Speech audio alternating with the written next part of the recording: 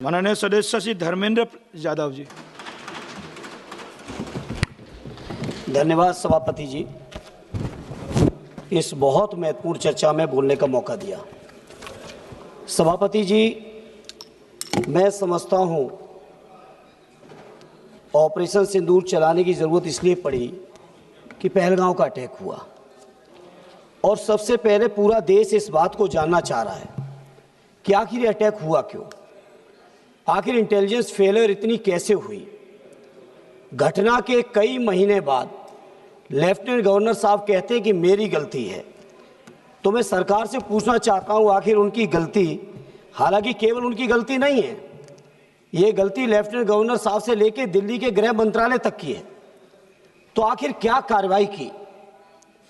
इसलिए इस मौके पर सबसे पहले जो 26 लोग शहीद हुए हैं देश के, उनको मैं श्रद्धांजलि सुमन अर्पित करता हूं। सेना की वीरता, बहादुरी, पराक्रम की जितनी भी तारीफें की जाएं, मैं समझता हूं सदन के पास वो शब्द नहीं है जो उनकी बहादुरी की तारीफ कर सके। इसलिए क्योंकि श्रद्धेय नेताजी ने रक्षा मंत्री रहते हुए सेना के मनोबल को बढ़ाने के लिए जो काम और प्रयास किया था वो अविस्मरणीय है, कभी कोई भूल नहीं सकता, विशेषकर सैनिक लोग। और उन्होंने कहा था रक्षा मंत्री रहते हुए कि हमारे देश के सामने हमारे सैनिक इतने बहादुर हैं कि जब जब लड़ाई सेना को लड़नी पड़ी तब तब हमारे देश को कभी हार का सामना नहीं करना पड़ा। वहीं श्रद्धेय नेताजी ने इस बात को भी कहा कि जब जब देश के नेतृत्व को वार्ता की जरूरत पड़ी तब तब अक्सर हम वार्ता में हारे हैं। जहां हम लोग इतने पराक्रमी सैनिक, इतना सफल सिंदूर ऑपरेशन कि किसी को हवा भी नहीं लगी और सारे आतंकी ठिकानों पर पूरी तरह से नेस्ते नाबूद भी किए, वहीं सभापति जी जहां पूरे 140 करोड़ देशवासी, चाहे हिंदू हो, मुस्लिम हो, सिख हो, ईसाई हो, बौद्ध हो, पारसी हो, जैनी हो, देश के एक एक नागरिक ने इस घटना के बाद सेना के साथ और देश और प्रधानमंत्री जी के साथ रहने का फैसला लिया और पूरे देश के लोगों ने कहा कि प्रधानमंत्री जी आगे बढ़ो, पूरा देश आपके साथ है। जहां पूरे देश की इतनी बड़ी ताकत साथ में हो, जहां इतनी बहादुर और पराक्रमी सेना हो, वहां पे सेना की जीत को, सेना के जो ऑपरेशन सफल हुआ, उस ऑपरेशन सफल को किस तरह से एक दूसरे देश के बैठे हुए राष्ट्रपति, अमेरिका के राष्ट्रपति दावा करते हैं कि हमने व्यापार के दबाव में ऑपरेशन ये सीज फायर करा दिया है। मैं समझता हूं ये हमारे देश के लिए पूरी शर्म की बात है।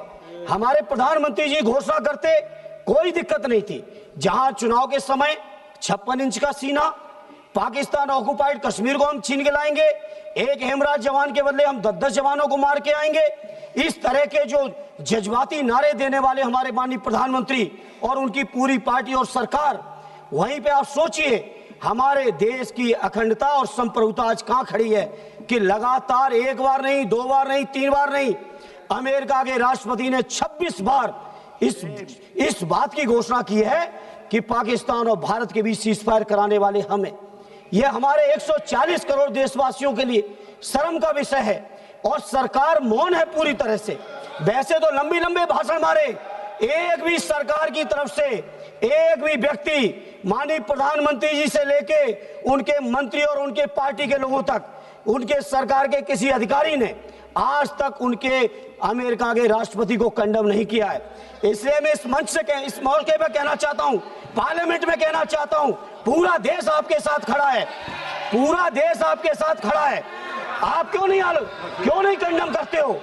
और दूसरा माननीय सभापति जी, आज मैं सत्ता पक्ष के लोगों का भाषण सुन रहा था, सत्ता पक्ष के लोगों का आज मैं भाषण सुना, इस तरह की बातें कर रहे हैं जैसे विपक्ष के लोगों ने समर्थन न दिया हो।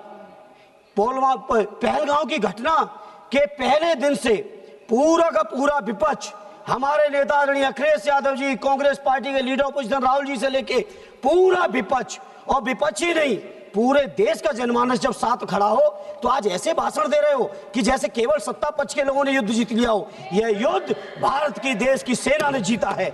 यह युद्ध हमारे 140 करोड़ लोगों की जो ताकत है उस ताकत ने जीता है। इसलिए सभापति जी, सदन में खड़े होकर कहना चाहता हूं, किसी को यह अधिकार नहीं है, हमारे देश का जो नागरिक नहीं है, हमारे देश के जो लोग नहीं है, चाहे वो अमेरिका हो या दुनिया का कोई भी देश हो, किसी को यह अधिकार नहीं है वो ये बात कहे कि भारत का समझौता हमने कराया है। नेहरू जी को आप लोग दिन भर खड़े होकर आलोचना करते हो, लेकिन मैं फक्र के साथ कहता हूं, चाहे नेहरू जी रहे हो, चाहे लोहिया जी रहे हो, चाहे उस समय के कांग्रेसी रहे हो, चाहे समाजवादी रहे हो, किसी ने कभी दूसरे देशों के सामने घुटने नहीं टेके हैं जो आपने टेकने का काम किया। धन्यवाद। ये सभापति जी, जहां आज इस मौके पर आज तक आलोचना नहीं कर पाए आलोचना नहीं कर पाए, आज जाके कर रहे हो, नहीं कर पाए आलोचना।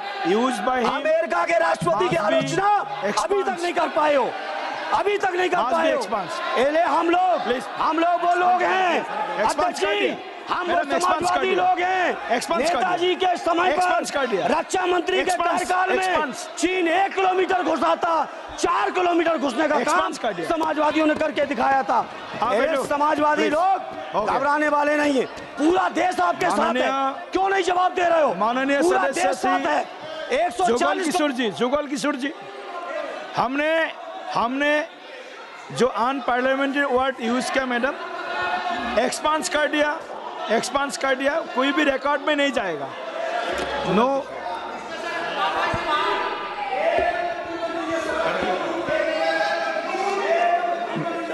मैडम प्लीज मैडम बोलिए। Remove that line.